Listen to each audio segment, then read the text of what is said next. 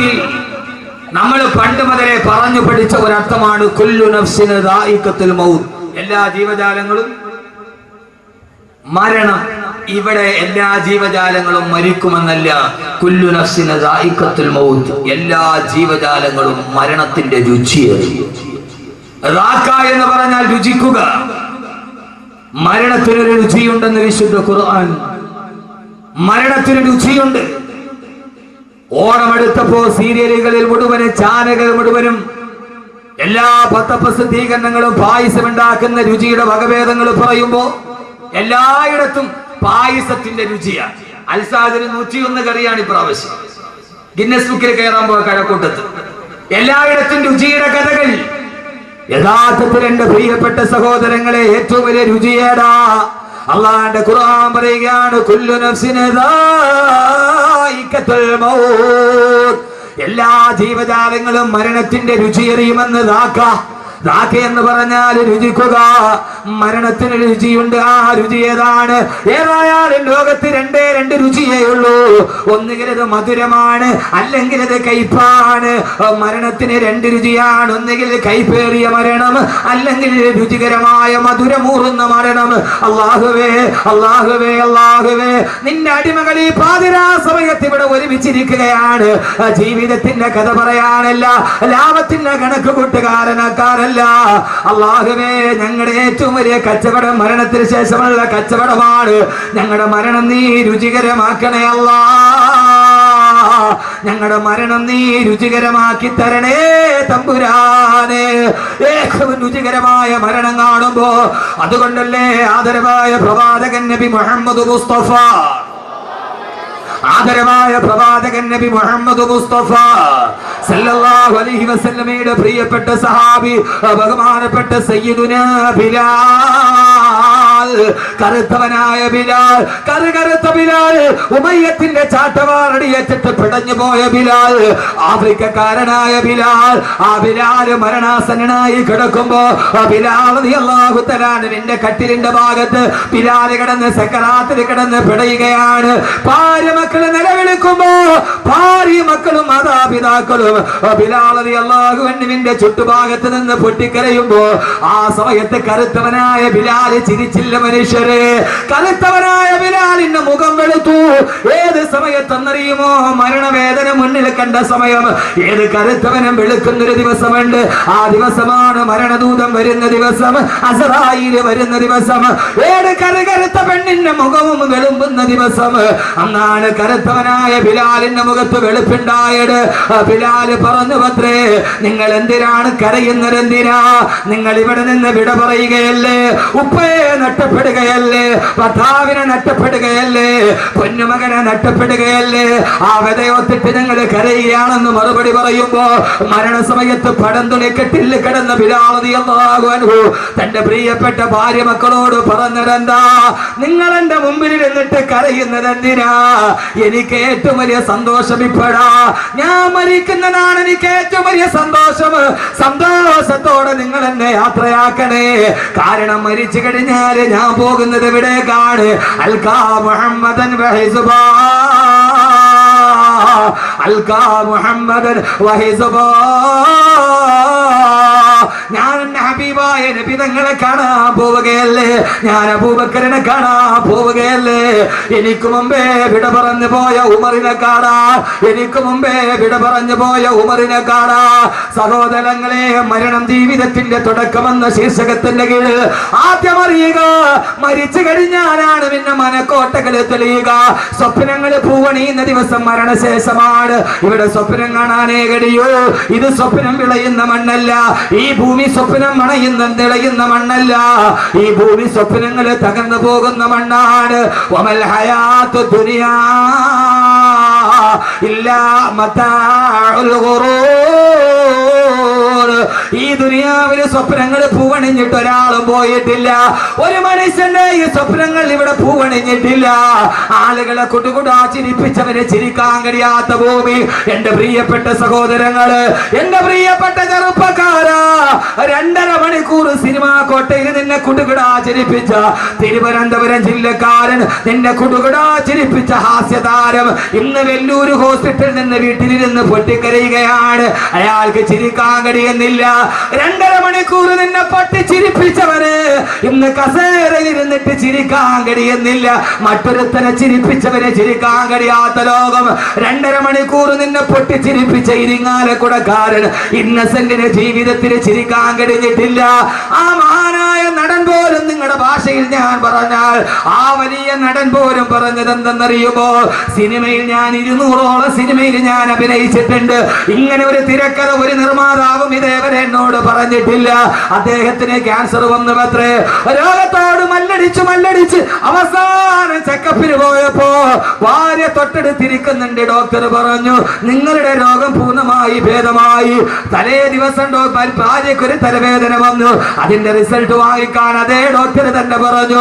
ഒരേ സമയത്ത് തന്നെ അറ്റൻ ടൈമിന് തന്നെ ഇന്നസെന്റിനോട് പറഞ്ഞു പത്രേ, നിങ്ങളുടെ രോഗം പൂർണ്ണമായി ഭേദമായി.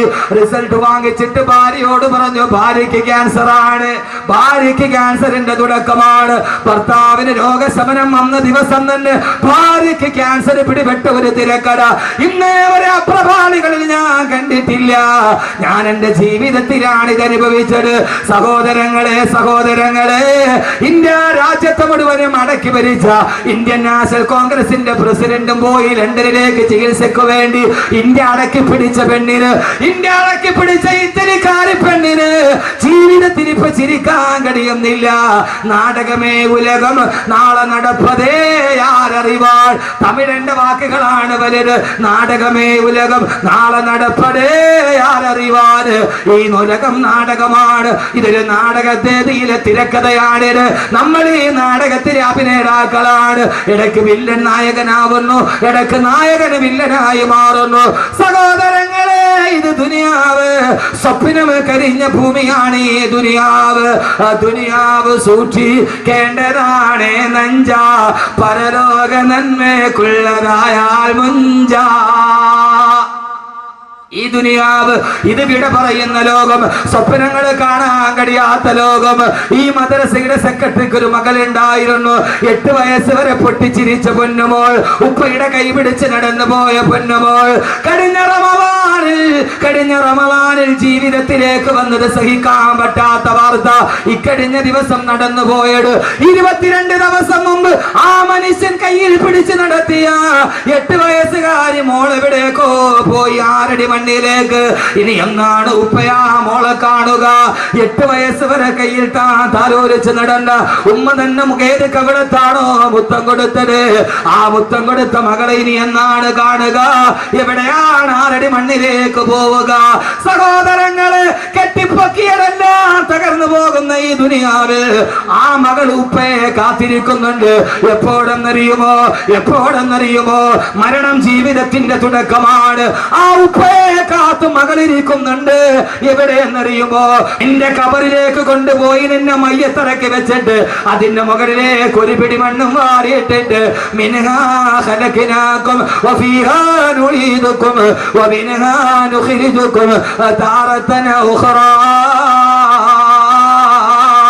പെരുങ്കല്ല് മുകളിൽ വെച്ചു മിൻഹാ തൊട്ട് ഓതിയിട്ടു മണ്ണും ഇട്ട് സ്ഥലവും വീട്ട് അതിന്റെ മുകളിൽ ഒരു പെരുങ്കല്ലും വെച്ചിട്ട് എല്ലാവരും വിട പറഞ്ഞു കഴിയുമ്പോ മണ്ണിട്ട് മൂടിയിട്ട് കബറിന്റെ ഉള്ളിലേക്ക് വെച്ചിട്ട് വിട പറയുമ്പോ ആ സമയത്ത് കബറിലേക്ക് ആദ്യം വരുന്നത് അരക്കി പിരിഞ്ഞിട്ട് പള്ളിക്കാട്ടിൽ നിന്ന് സർവരും പോകുമ്പോ കബറിലേക്ക് ആദ്യം വരുന്നത് മുൻകരൻ നക്കീറുമല്ല, അടുത്തേക്ക് വരുന്നത് മലക്കുകളല്ല. അതിനു മുമ്പ് നിന്റെ ഉപ്പ മരിച്ചു പോയിട്ടുണ്ടെങ്കിൽ, നിന്റെ ഭാര്യ മരിച്ചു പോയിട്ടുണ്ടെങ്കിൽ, നിന്റെ ബന്ധുക്കൾ മരിച്ചു പോയിട്ടുണ്ടെങ്കിൽ, നിന്റെ പൊന്നുമോള് മരിച്ചു പോയിട്ടുണ്ടെങ്കിൽ അവരുടെ ആത്മാവ് കബറിൽ കിടക്കുന്നവനെ കാണാനെത്തുമെന്ന് ഇതേവരെ കള്ളം പറയാത്ത നാവ് കൊണ്ട് റൂഹി ഫിദാ നബി മുഹമ്മദ് മുസ്തഫ. ആ മനുഷ്യൻ മരിച്ചിട്ട് മണ്ണിന്റെ അടിയിലിട്ടിട്ട് പോകുന്ന ദിവസം കാണാൻ വരും ഉപ്പ.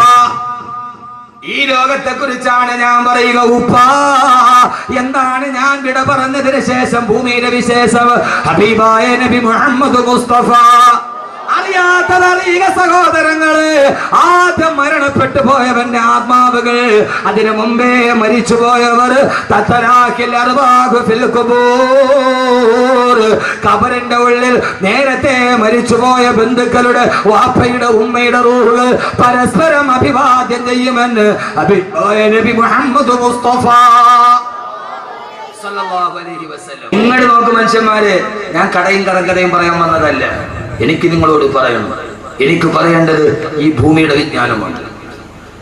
ഈ ഭൂമിയുടെ വിജ്ഞാനമല്ല, ആഖിറത്തിന്റെ വിജ്ഞാനമാണ്. ആഖിറത്തിന്റെ വിജ്ഞാനമാണ് ഇത് കരിങ്കലിനെ കരയിപ്പിച്ച വിജ്ഞാനമാണ്.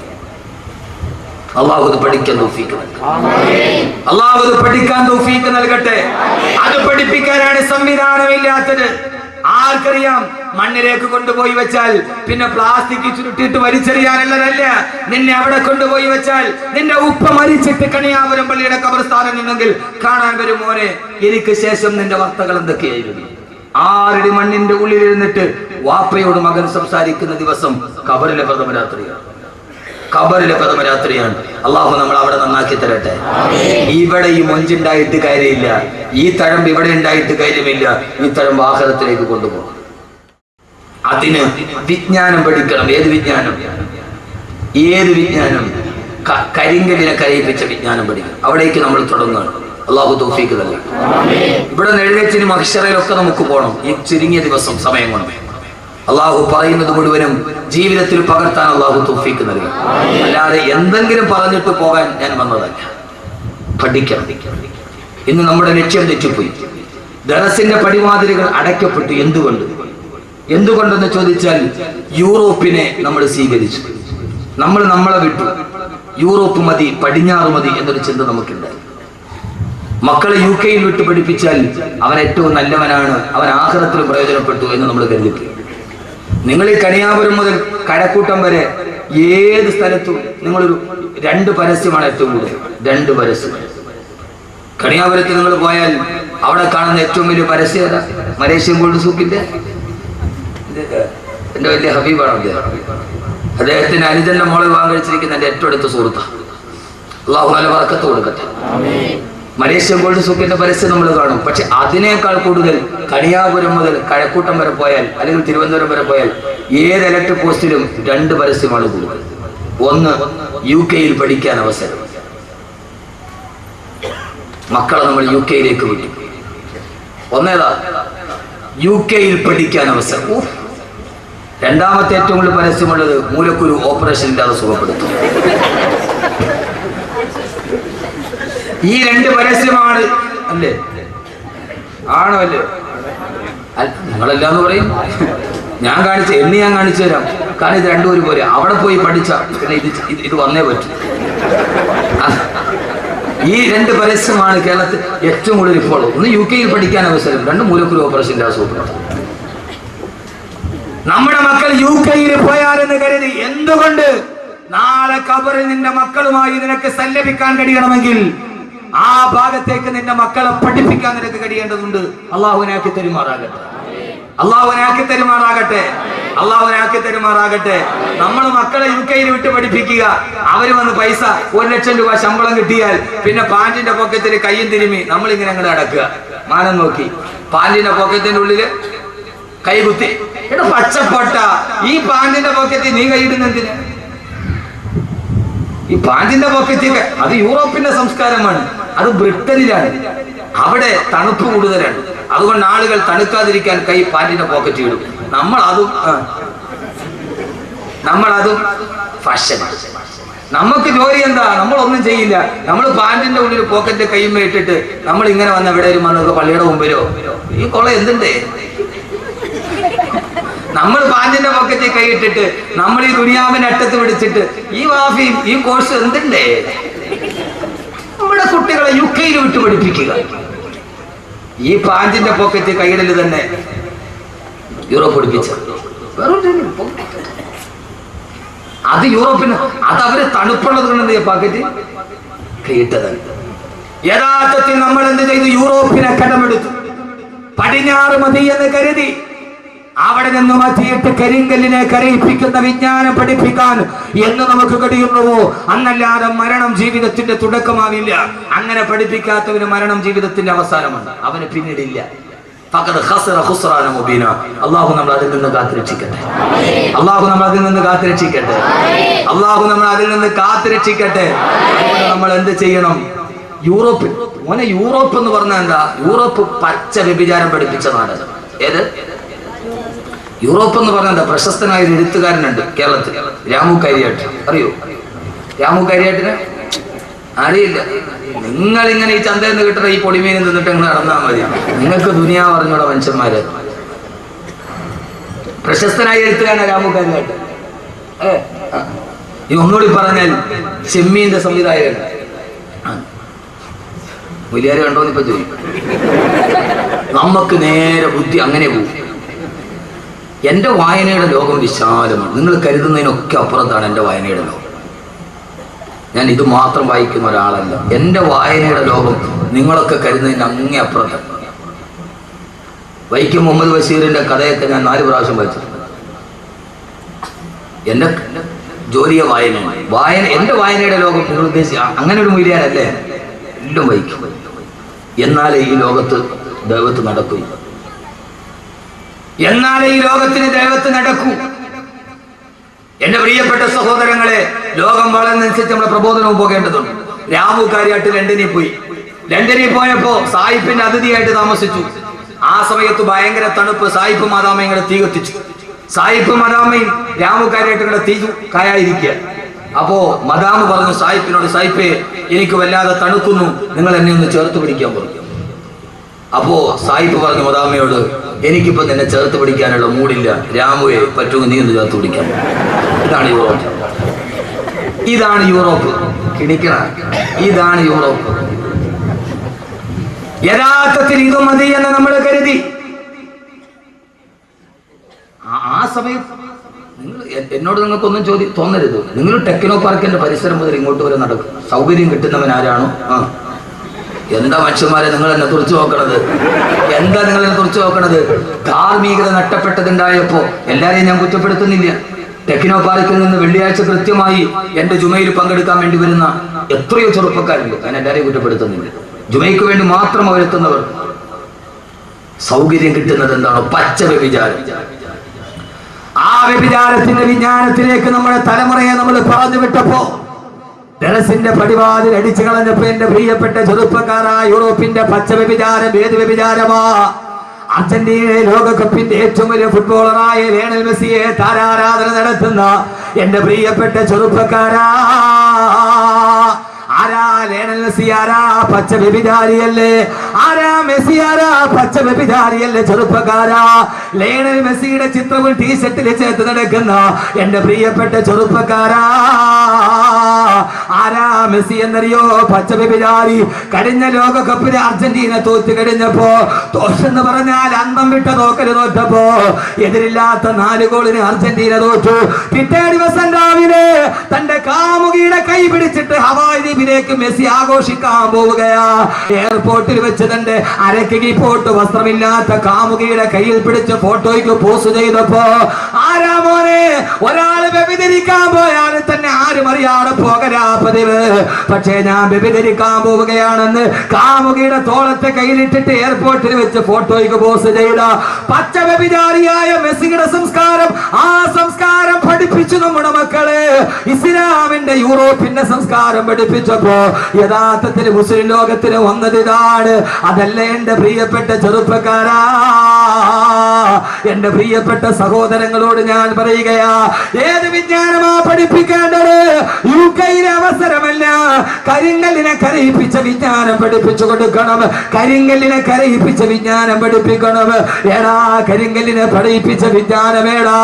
കൊടുങ്കാട്ടിലൂടെ നടന്നു പോകുമ്പോ റോമാഹിയുടെ മുമ്പിൽ ഇരുന്നിട്ടൊരു കരിങ്കല്ല് പൊട്ടിക്കരഞ്ഞില്ല മുഅ്മിനീങ്ങളെ? ഒരു കരിങ്കല്ല് ഇരുന്നിട്ട് പൊട്ടിക്കരയുകയാ. ഈസാ നബി അലൈഹി സ്വലാത്തു വസ്സലാം ചോദിച്ചു, കരിങ്കല്ലേ എന്തിനാണ് കരയുന്നതെന്ന് ചോദിച്ചപ്പോ, ആ സമയത്താണ് കണ്ണുനീരിട്ട് വീണ കരിങ്കല്ല് പറഞ്ഞത്, പ്രിയപ്പെട്ട ചെറുപ്പക്കാരെ അറിയുക, ഇത് നിരർത്ഥക പാഠത്തിന്റെ പാഠമല്ല. ഈ കാണുന്ന കരിങ്കല്ല് പൊട്ടിക്കരഞ്ഞവത്രേ.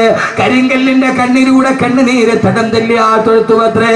റൂഹുല്ലാഹി ഈസാ നബി ചോദിച്ചു, കരിങ്കല്ലേ എന്തിനാണ് കരയുന്നതെന്ന് ചോദിച്ചപ്പോ ആ സമയത്താണ് കരിങ്കല്ല് പറഞ്ഞത്, അൽഹമനി റബ്ബി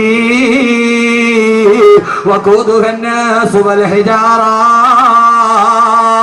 എന്റെ അല്ലാഹു എനിക്ക് അറിയിപ്പിച്ചു തന്നു, നാളെ നരകത്തിൽ തീ പിടിപ്പിക്കാൻ ഉപയോഗിക്കുന്നത് കരിങ്കല്ലിനെയാണ്. നാളെ നരകത്തിന്റെ കുണ്ടത്തിലോട്ട് വലിച്ചു വെക്കുന്നത് മനുഷ്യരെയും കരിങ്കല്ലുകളെയുമാ എന്ന് അല്ലാഹു എനിക്ക് അറിയിപ്പിച്ചു തന്നു. അതറിഞ്ഞത് മുതൽ ഞാൻ ഇവിടെ ഇരുന്ന് കരയുകയാണെന്ന് പറഞ്ഞു കരിങ്കല്ല്. ആ കരിങ്കല്ലിനെ പോലെ തന്നെയാ മനുഷ്യന് നരകത്തിലെ തീക്കുണ്ടങ്ങളാ. എന്തേ മനുഷ്യരെ കരയുന്നില്ല? എന്തേ കവളിലൂടെ കണ്ണുനീര് തടം തല്ലിയാ തൊഴുകുന്നില്ല? എന്റെ അല്ല എന്നോട് പറഞ്ഞു, നാളെ നരകത്തിൽ കത്തിക്കപ്പെടുമല്ലോ എന്നോത്തിട്ട് വടിയരികിൽ നിന്ന് കരിങ്കല്ല് കരയുന്നത് കണ്ടപ്പോ അവിടെ ഇരുന്നു കൊണ്ട് ഈസാ നബി കരിങ്കല്ലിന്റെ കരച്ചിൽ കണ്ടപ്പോ ഈസാ നബി അല്ലാഹുവോട് ദുആ ചെയ്തു, അല്ലാഹുവേ അല്ലാഹുവേ അല്ലാഹുവേ, ഈ കരിങ്കല്ലിന്റെ കരച്ചിൽ കണ്ടിട്ട് സഹിക്കുന്നില്ല അല്ലാ, ഇതിന് നീ എന്തെങ്കിലും ഒരു പരിഹാരം ഉണ്ടാക്കണം. അല്ലാഹു പറഞ്ഞു, ഈസാ നബിയെ ആ കരിങ്കല്ലിനോട് പറയുക, അതിനെ മാത്രം ഞാൻ നരകത്തിലിടില്ലെന്ന്. ഈ ഭൂമി ലോകത്തിലെ മുഴുവൻ കരിങ്കല്ലുകളെ നരകത്തിലിട്ട് ആളിക്കത്തുമ്പോ ഈ കരിങ്കല്ലിനെ മാത്രം ഞാൻ നരകത്തിലിടുന്ന് പറയ ഈസാ. ഈസാ നബി അലൈഹി സ്വലാത്തു വസ്സലാം ആ കരിങ്കല്ലിന്റെ അരികിൽ ഇരുന്നിട്ട് തടികി തലോടിയിട്ട് പറഞ്ഞു, കല്ലേ കരയണ്ട, കല്ലേ കല്ലേ കരയണ്ട കല്ലേ. ഇതേത് കഥയെന്നറിയോ? മനുഷ്യൻ കരിങ്കല്ലിനെ തടകി ആശ്വസിപ്പിച്ച കഥ.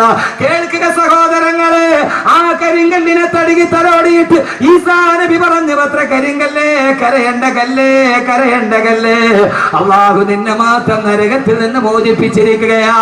ഈസാ നബി നടന്നുപോയി. കുറെ മാസങ്ങൾക്ക് ശേഷം അതിപടി വരുമ്പോ പിന്നെയും ഈ കരിങ്കല്ലിരുന്ന് കരയുകയാണ്. ഈസാ നബി ചോദിച്ചു അത്ര, കരിങ്കല്ലേ എന്തിനാണ് ഇനിയും കരയുന്നതെന്ന് ചോദിച്ചപ്പോ കരിങ്കല്ല് പറഞ്ഞ മറുപടി, ഈസാ നബിയെ ആദ്യം ഞാൻ കരഞ്ഞത് ഖൗഫൻ ലിറബ്ബി, എന്റെ അല്ലാഹുവിന്റെ നരകത്തെ കുറിച്ചുള്ള പേടി കൊണ്ടാ. രണ്ടാമത് ഞാൻ കരഞ്ഞത് ശുക്റൻ ലിറബ്ബി, എന്റെ അല്ലാഹുവിനോടുള്ള നന്ദി രേഖപ്പെടുത്താനാ. എല്ലാ കല്ലുകളും നരകത്തിലോട്ട് വലിച്ചെറിയുമ്പോ എന്നെ മാത്രം നരകത്തിൽ നിന്ന് മോചനം നടത്തിയ എന്റെ റബ്ബിനോടുള്ള നന്ദി കാരണത്താലാണെന്ന് കരിങ്കല്ല് പോലും കരഞ്ഞു പോയെങ്കിൽ ഈ കരിങ്കല്ലിനെ കരയിപ്പിക്കുന്ന വിജ്ഞാനം പഠിക്കണം. ഈ കരിങ്കല്ലിനെ കരയിപ്പിക്കുന്ന വിജ്ഞാനം പഠിക്കണം. ആ വിജ്ഞാനമാണ് എന്റെ മോനെ, റൂഹെന്ന് നിന്റെ കയ്യിൽ നിന്ന് വിട്ടുപോയാൽ, ഈ ശരീരത്തിൽ നിന്ന് ആത്മാവ് പോയാൽ, കരിങ്കല്ലിനെ കരയിപ്പിച്ച വിജ്ഞാനം ഏതെന്നറിയോ? ശരീരത്തിൽ നിന്ന് ആത്മാവ് വിട പറഞ്ഞു പോയാൽ നിന്റെ ശരീരം കൊണ്ടുപോയി 6 അടി മണ്ണിലേക്ക് കുഴിച്ചിട്ട് കഴിഞ്ഞാൽ 3 ദിവസം കഴിഞ്ഞ് നീ തുറന്നു നോക്കുമ്പോ നിന്റെ കണ്ണുകൾ മുഴുവനും അഴുകി മാറിയിട്ട് 2 ഗുഹയാ കാണുന്നതെങ്കിൽ 40 ദിവസം കഴിഞ്ഞ് കണിയാപുരം ഖബർസ്ഥാനില് ഖബറൊന്ന് തുറിച്ചു നോക്കിയാ നിന്റെ എല്ലുകൾ മാത്രമാ കാണുന്നതെന്ന്. അതോടെ നിന്റെ ജീവിതം അവസാനിക്കുന്നില്ല. അഴുകി പോകുന്ന 6 അടി മണ്ണിന്റെ ഉള്ളിൽ നിന്റെ മാതാപിതാക്കൾ നിന്നെ കാണാനെത്തുമെന്ന്, സ്വർഗത്തിന്റെ മാലാഖമാര് നിന്നെ സന്ദർശിക്കാനെത്തുമെന്ന്. എന്നിട്ട്